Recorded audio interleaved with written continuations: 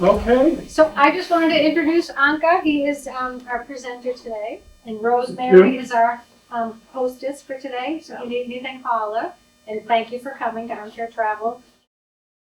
Well, thanks for coming, and I hope it's going to be worth it. Me too. So, good.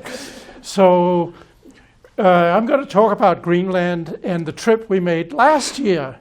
I know the synopsis said it was a couple of years ago, and it felt like that, but it was actually last May that we went to Greenland.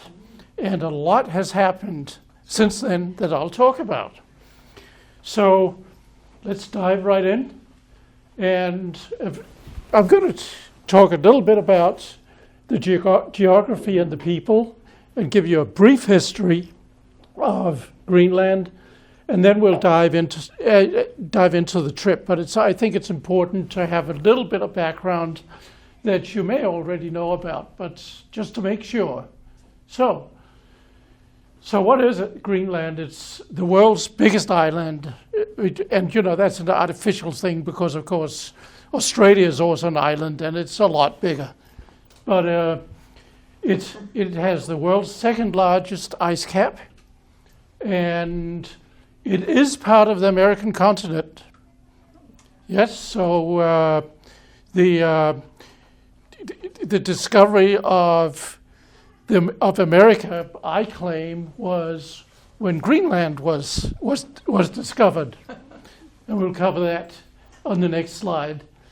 To put it into perspective, it's 1,660 miles long, so more than the distance between northern Maine and the tip of the Florida Keys. So it is as long as the East Coast, and it is 650 miles wide.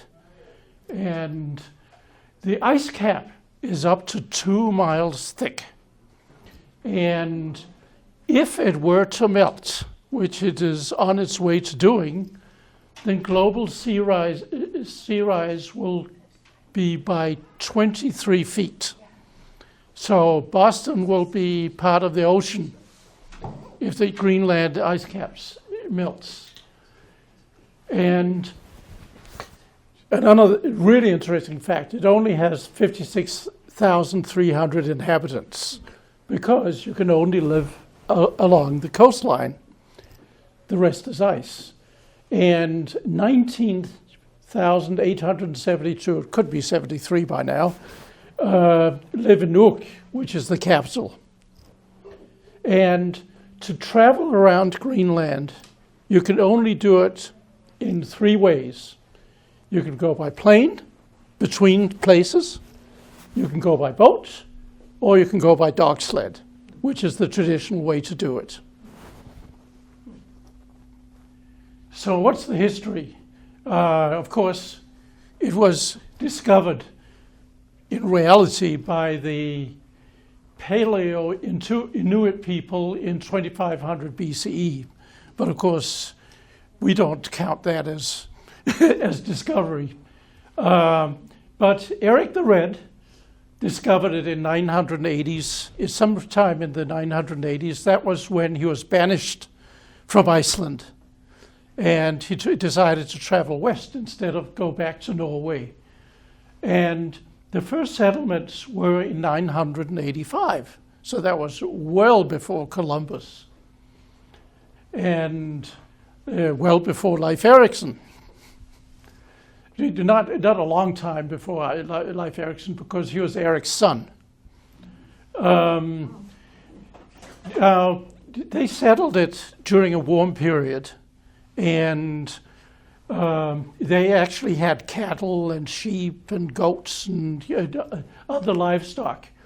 But the climate changed, and in 1410, the rest of the world lost contact with the inhabitants, the settlers in Greenland. And nobody really knows what happened. One thing that might have happened is that the Inuits weren't in that part of Greenland when they arrived, but they did migrate south. And there was some conflict between them and the native Inuit people. But anyway, in 721, Denmark decided that it was time to go back and see what happened to these people. And they didn't find anybody. They were gone. And but he was a missionary, and he decided he was there to convert the inhabitants, the settlers, who were, of course, when they traveled there, they were not Christians. They believed in the Norse religion. So that was why he was sent there. But then he decided he was going to convert the Inuits to Christianity. And that was the start of the colonization, the proper colonization of Greenland. And in 1963, it actually became part of Denmark, basically with the same laws and rules as any part of Denmark. But the Greenlanders are not really happy with that state of affairs, and they got self-rule in 2009, which is not that long ago. And so they manage all of their domestic affairs, and Denmark manages foreign policy and defense. So why weren't they happy with being a colony of Denmark? And that was basically the policy of Denmark, was to westernize the Inuits. And they were hunter-gatherers and fishermen. And Denmark did forced moves from small settlements to towns. They convert them to Lutheran Christianity. They had no self-determination. Everything was decided in Denmark. They did have, and still have, a few representatives in parliament. But as far as I remember, they have no vote. And the consequences of trying to change the culture was that the usual one that we see everywhere in the world, alcoholism and domestic violence, because they became unsettled, really didn't know how to live in a European culture. And some really ugly things happened. You know, they were sterilizing young girls. They were forcing the kids to speak Danish. They sent a lot of the girls to Denmark and the boys to Denmark to become educated. And I was actually in primary school with some Greenlanders. And the final thing that I didn't put on the slide is that they still have a test for Greenlandic girls who become single mothers if they are proper mothers, and if they aren't, the kids get taken away from them. The babies and there's actually a lawsuit going on in Denmark right now about a young Greenlandish girl who lived in Denmark who had a baby, and they decided that she wasn't fit to be a mother and took the baby from her, and she's in the process of getting that baby back. So it hasn't stopped. And as a result, the Greenlanders themselves are not terribly happy with the Danes. But, as I said, foreign policy is still determined by Denmark, and in order to survive, the Denmark sends a substantial subsidy to Greenland every year, $600 million, almost $1 billion, and that's $12,000 per inhabitant. So that's a significant amount of money. And when the Greenlanders started arguing for independence, Denmark said, yeah, but you have to understand that, of course, if you become independent, you don't get the subsidy. And that is being negotiated. So we'll see what happens. What is the subsidy for? The subsidy is simply to cover the cost of living in Greenland. And I'll talk talk a little bit about that. Basically everything has to be imported, so everything is extremely expensive, except fish and whale and seal meat. Everything else is imported. Houses, everything to build a house is imported, and they're typically not imported as lumber, but as prefab houses that then get shipped by ship to Greenland and erected. Does Denmark get anything from Greenland in return? It gets a little bit. The U.S. actually has an Air Force base in the far north of Greenland, the Thule base, and America pays the Danes for that, so they get some, and but I don't believe they get much else. So basically Greenland is a cost to Denmark. Just a question, does the U.S. Army still have a base there then? United States? Yes, it actually has a base. Is it a large? It's a significant base because it's, We're getting on. yeah.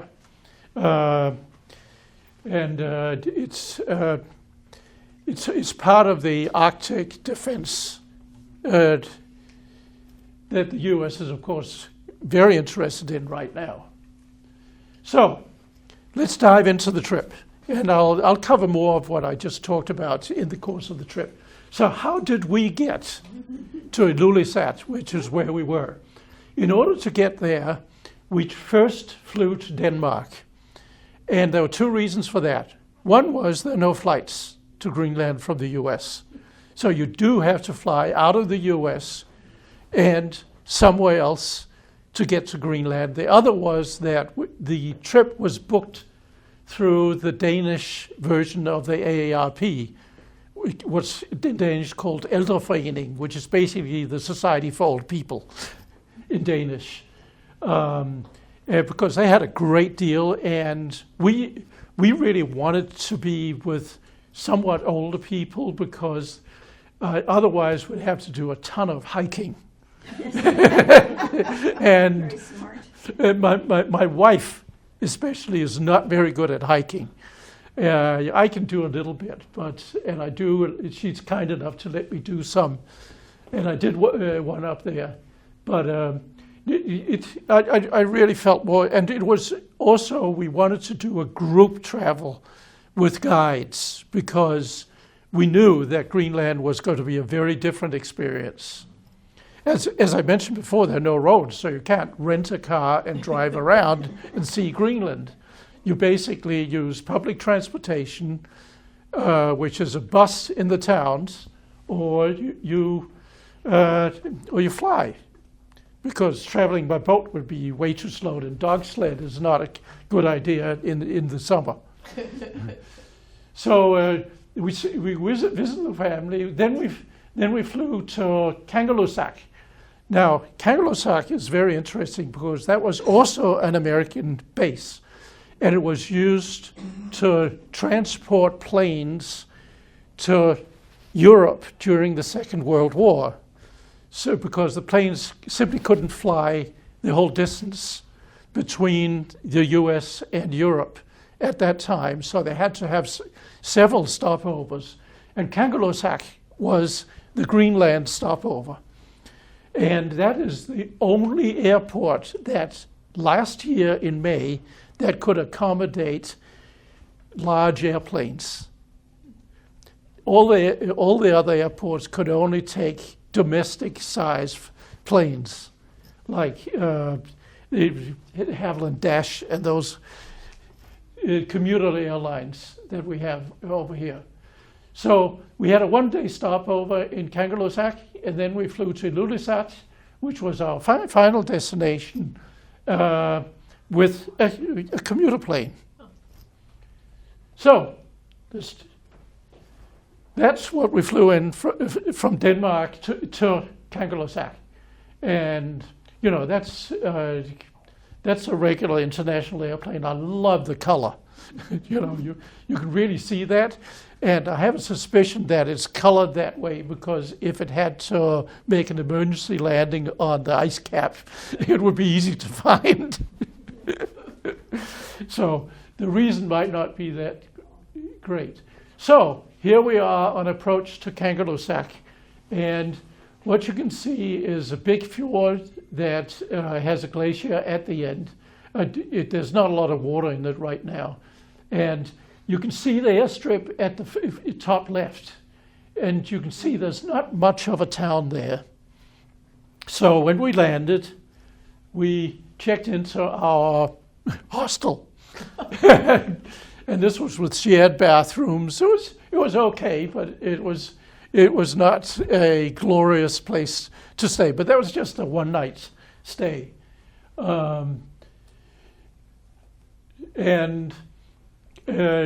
The highlight of the stay there was that we would drive up to the and walk up on the ice cap. So this is from the drive up to the ice cap. And there was a little bit of wildlife, mainly reindeer or what do we call them here? Elk? No. It's yeah. Caribou. Yes, thank you. Yes, and here's the vehicle that we traveled in. That's a four-wheel small bus because the road was really rough. Now, what's really interesting is there's a road up to the ice cap because they were doing some research on the ice cap quite a few years ago, and when that research ended, VW decided that they were going to use that road as a test track for their cars. So VW used that for quite a few years as a test track, for rough road conditions. And now it's basically used by tourists. There's really nothing that it leads to other than the ice cap. So there it is. Now, you would think that this is dirt that's close to us and then ice in the background. But in reality, this is what's in front here is dirt and ice mixed together because it's a moraine that's being built. That's basically dirt that's being deposited by the ice cap as it melts. And it just piles up and piles up. And it's really rough walking in that stuff. And there we are on the ice cap, and this guy, he sent a little drone up to take some video of it. And shortly after he did that, I made a misstep and fell into the dip that you see on the right. And fortunately, I was okay.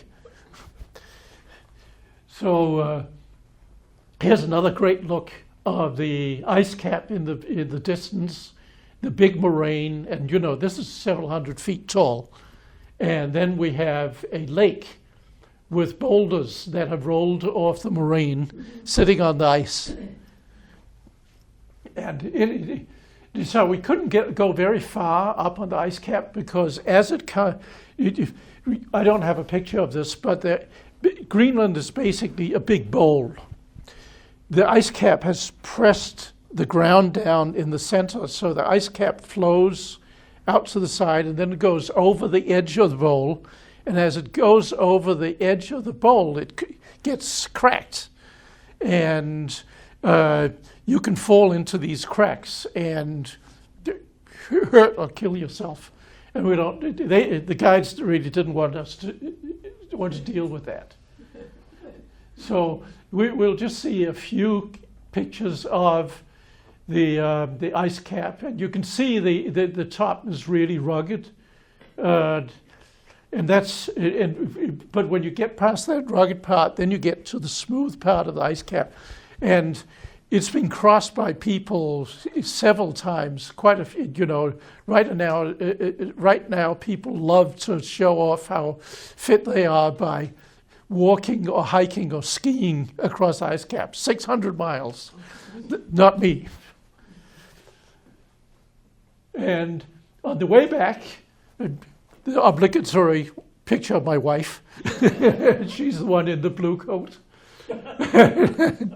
Some of you know her. We had a hot coffee, hot chocolate, sorry. And then we stayed overnight, and the next day we flew to Ilulissat. Something I forgot to mention, which was on the other slide, is that all the place names when I was a kid were Danish. So Nuuk, the capital, was Godthåb. Kangerlussuaq was Sønder Strømfjord, or as the Americans who flew there through there called it Sondre Strømfjord. Bad mispronunciation. Then Ilulissat was called Jakobshavn, which was Jacob's Harbor. But they've all changed, and they now have Inuit names. And there's our plane. And when we got to Ilulissat, we had to wait after getting our baggage. We had to wait for the bus to arrive to take us into town. Town is only a mile away, so it could have been walked. As a matter of fact, the roads in Ilulissat, going from the one end of the road system to the other end of the road system, takes you about 4 miles. And you would think that people wouldn't have cars in such a small place, but they do have. There, especially a lot of pickup trucks, because the fishermen, they need to be able to transport their catch, and they drive around in pickup trucks, and then there are buses, and a lot of walking. And as soon as we checked into the hotel, we were taken on a walking tour of town. And what you see there is our guide in the background, and she was a Greenlander. Now, what Danes call Greenlanders, they are a mixture of Danes and Inuits. And of course, they'll speak both languages, and so that was really, really good, because Greenlandish, the Inuit language, is not one that is easy to learn. And one of the places they took us to was a workshop where they made traditional crafts. Now, in the old days, of course, there'd be knives, they'd be sitting and whittling with knives and bone. But as you can see, they have Dremels, and that makes the job go a lot faster. But the wares that they produced were really spectacular. So these are good luck amulets that were used by the Greenlanders in the old days to keep bad spirits away. And they're not cheap. They're made from caribou bone or whale bone or seal bone. We didn't buy any, but and the artist, he's in the background, so he was actually selling directly to us. So this is a typical traditional Greenlandish home. It's a wooden house. As I said, it was imported as a kit from Denmark. And you'll notice that there's a fence around the yard, and it's a pretty tall fence, and it's there to keep the dogs away. We'll talk a lot about the dogs. Now, sled dogs are working animals, and they're not kept as pets. And as a matter of fact, starting around the Arctic Circle and north in Greenland, you're only allowed to have sled dogs. That's the only breed that you're allowed to have, because otherwise they want to keep the breed pure. And traditionally they would run loose around town, and when they were fed, they'd just throw the food on the ground, typically meat. And the problem is that if you have a little kid that falls, the dogs will see that as a piece of meat that's been thrown at them. And quite a few young kids were killed by the dogs for that reason. So fences were built around the houses to keep the dogs out so that they wouldn't kill the kids. So the kids would be playing in the yard. And I'll talk a little bit later about what is, we're doing good. I just wanted to check. You'll also notice that it has a color. All the houses are painted here, and back when I was a kid, the color had meaning.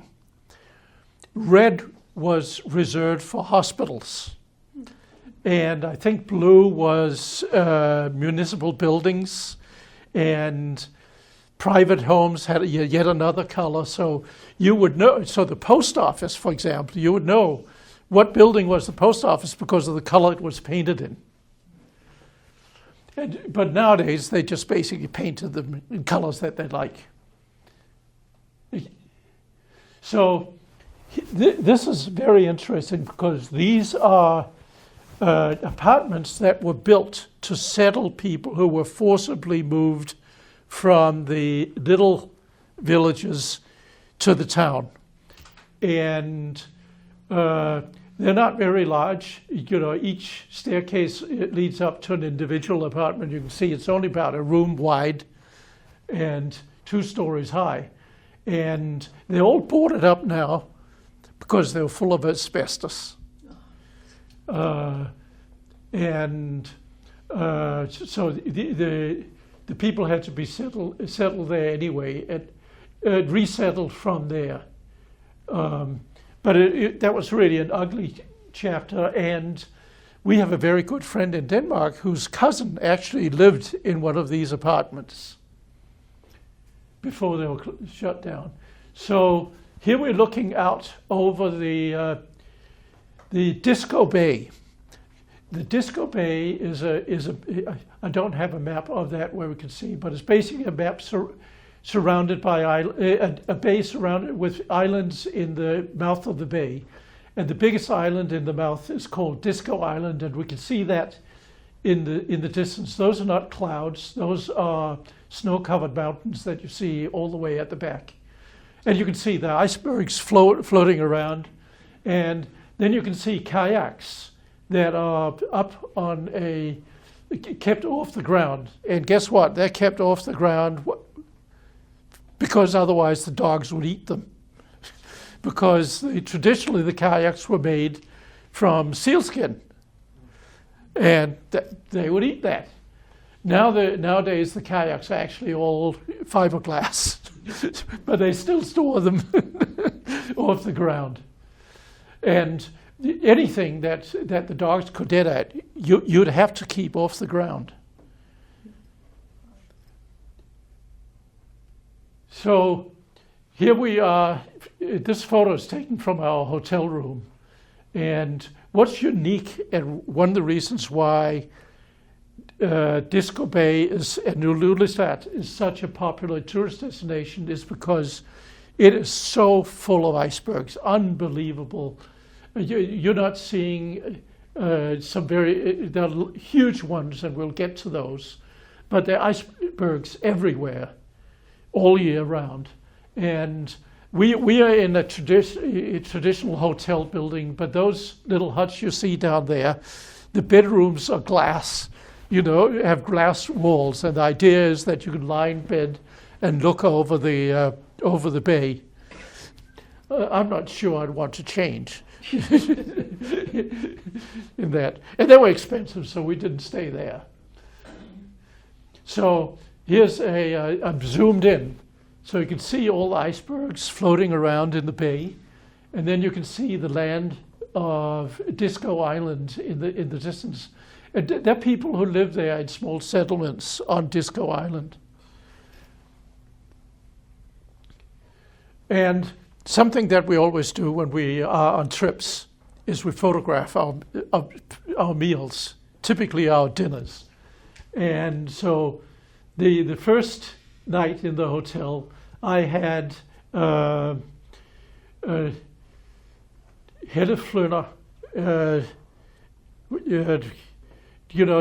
I've forgotten what it's called in English. The huge flounders that you catch in in cold waters. Halibut. Halibut. Yeah, exactly. That was halibut. And the food at this restaurant was really fantastic. It was really a great hotel. So, off to bed. You know, there are no night pictures here because it didn't get dark. No. We didn't see any night because this is well north of the Arctic Circle. So the next day we started off with a kaffemik, and that's Danish, but used by Greenlanders to talk about having a coffee party. And we had it at the house of a woman who is doing what she can to teach other women the traditional crafts that they have. So she served us coffee and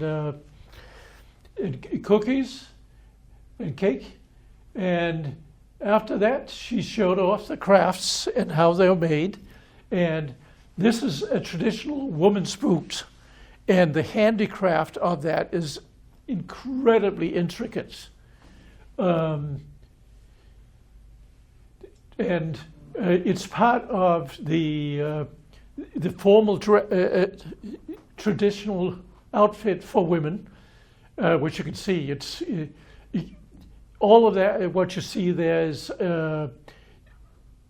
skin that has been treated. The white on the boots is actually skin that has been treated to frost, and it turns white. And of course, you have to be very careful not to get that wet. So, so this is a festive. It's not the daily what they would walk in daily, but when you get married in Greenland, the women will wear this as their bridal outfit, and a little more boring is what the boys will wear. Now, these boys have just finished high school, and so their traditional festive dress, which is basically black pants and a white anorak.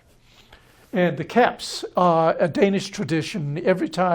Everywhere in Denmark where you graduate from high school, you get one of those caps, and you party in that. And you can see the girls on the right, they're also wearing those caps. I didn't graduate high school in Denmark, so I don't have a cap, but my wife did.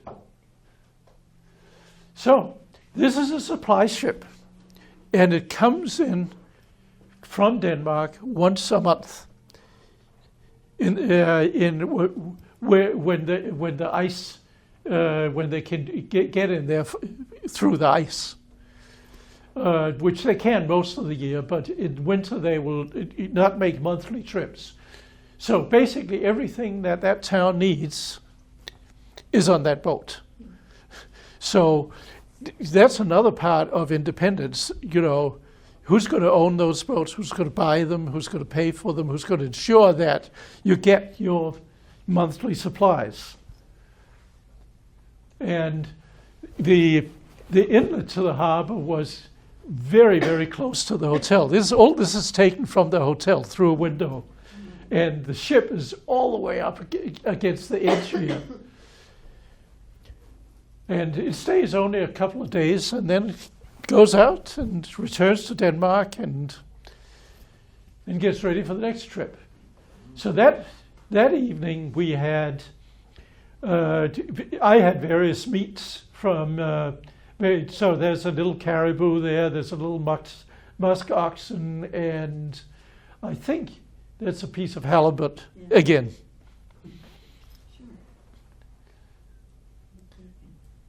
So, day 4. Now, our guide this time was a Danish woman. She was born in Denmark but lives in Greenland, and she lived with an Inuit Greenlander, her boyfriend, and he taught her all about, you know, the Inuit life, and she lived that.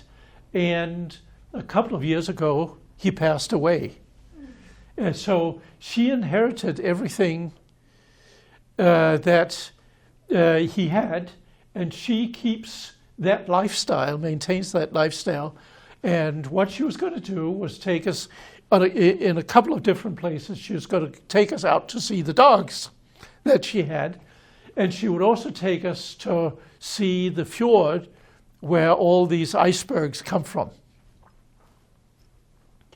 And she was a real character. So here we're starting at the fjord, and you don't see very much water there. You just basically see ice, and then you see some land on the other side of the fjord, which is the opposite coastline. And one of the reasons why there's so much ice there is because the fjord is deep, but right at the end of the fjord, it gets less deep, and the big icebergs will strand until they're melted enough to keep going. So this is basic chocolate block full of ice.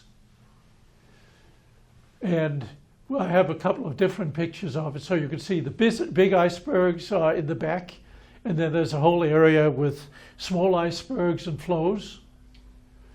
And now, after we did that, I decided to take a hike, and I wanted to walk back to town. And it was a couple of miles, so it wasn't, it wasn't that long a walk.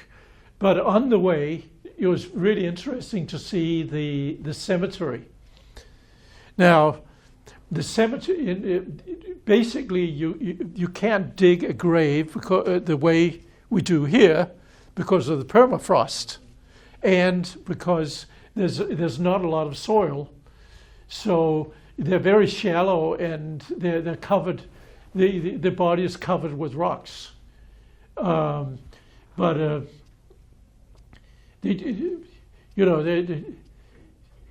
a lot of flowers, not a lot of grass, but that's the kind of cemetery you have to have when you're in a place like that. And now we're looking out over Disco Bay, and the icebergs are just so full of colors.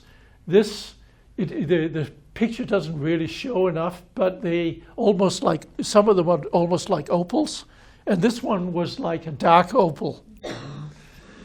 Just spectacular in its color. And we were out sailing around all of these icebergs in a tour boat, and this was after dinner. We got on the boat at 9 p.m. and we didn't return until close to midnight, or 12 a.m. I should say, because it was night. It was still daylight. And sorry, my mistake. This is taken from land. We're not on the boat trip yet. I'm still on the hike. So this is a good view of the houses and the colors. And you can't buy land in Greenland. You can get permission to build a house on a plot of land. So if you want to build a house, you have to apply, and they will grant you a piece of land, and I don't know how much choice you get. And now you can't really build the houses directly on the ground because that would thaw the permafrost. So most of the houses, they're built on the rock, on bedrock, and because the bedrock isn't flat, they have a lot of stilts. You can see the stilts on the porches, and also under the houses. So, but all these colors just make these towns look really, really pretty. But the houses really are small. So this is the inner harbor, and this is where the local fishermen hang out. And what you see there is actually ice that hasn't melted yet. So they basically pull their boats up on the ice or tie them to something that holds them close to the ice. And you see, they're old motorboats. They're not kayaks, and they zip around, and they really go very far to go fishing.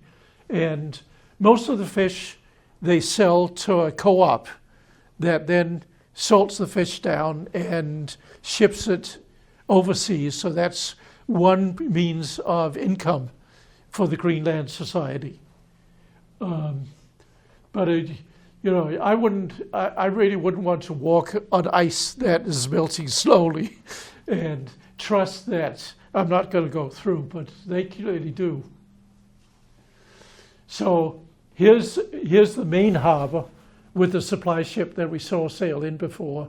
And there are some trawlers in the foreground, and they're also owned locally by the locals, and they of course do commercial fishing with a company as opposed to an individual. And here's one of the individual fishermen zipping back home to the harbor. And it was kind of really fun to see them zipping around the icebergs, and they really move.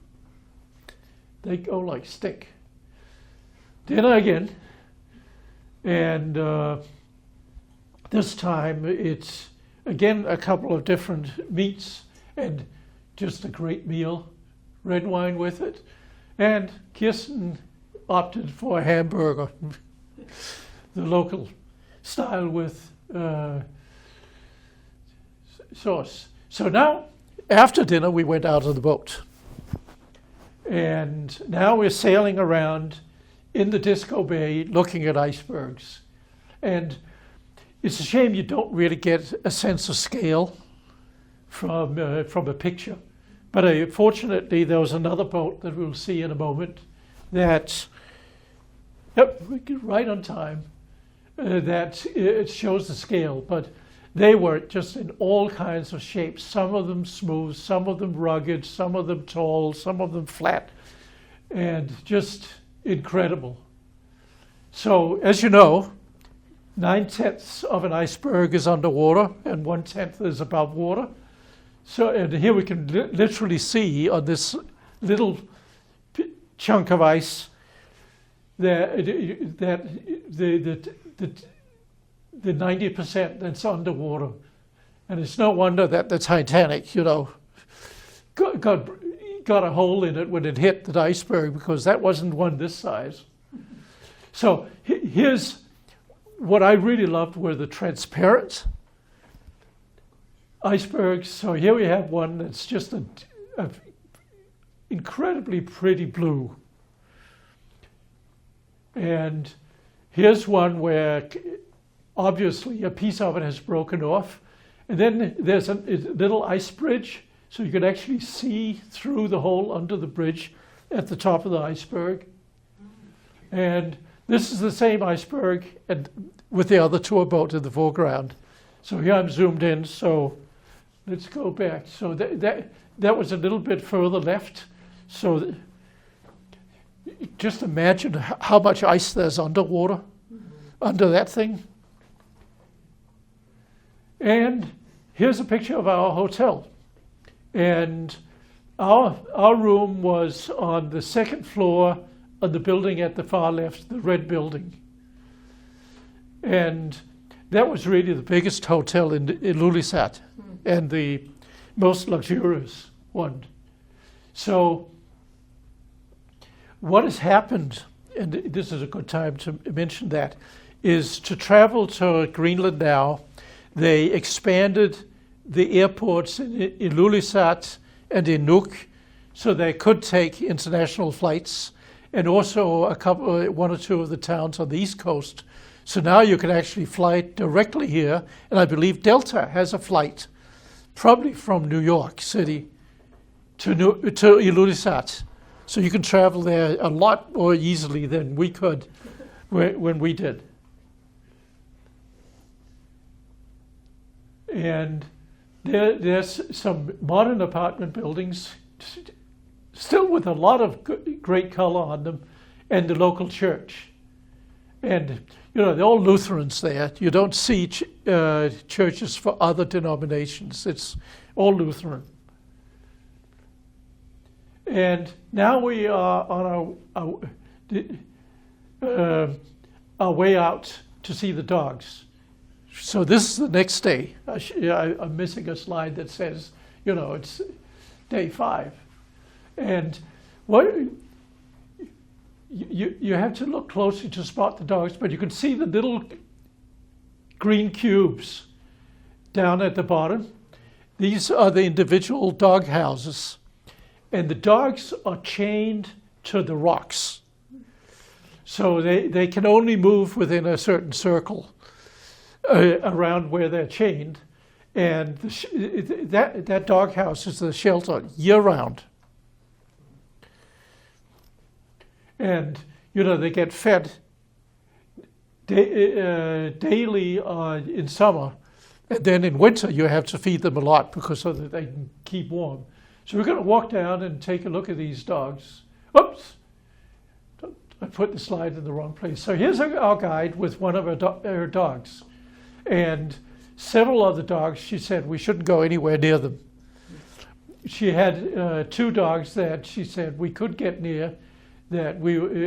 So the one in the background was the female mother of the other dogs, and she was pretty wild. So she wouldn't let us go there. The foreground is one of her favorites, and he's being fed, and it's all dry food.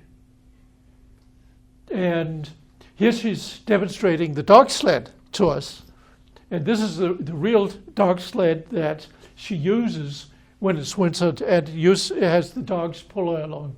And in Greenland, the dogs they're all tied. Every dog is tied directly to the sled, so it's almost a fan pattern.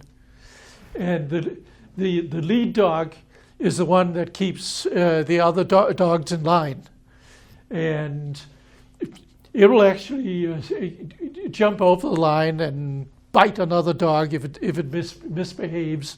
And after they've driven a while, they have to stop and untangle all the lines and get them sorted out again. And here's another picture of her favorite dog and the dog sled. And this is the last slide of the presentation. Thank you. Thank you. And if you get the opportunity to travel to Greenland, it's worth it.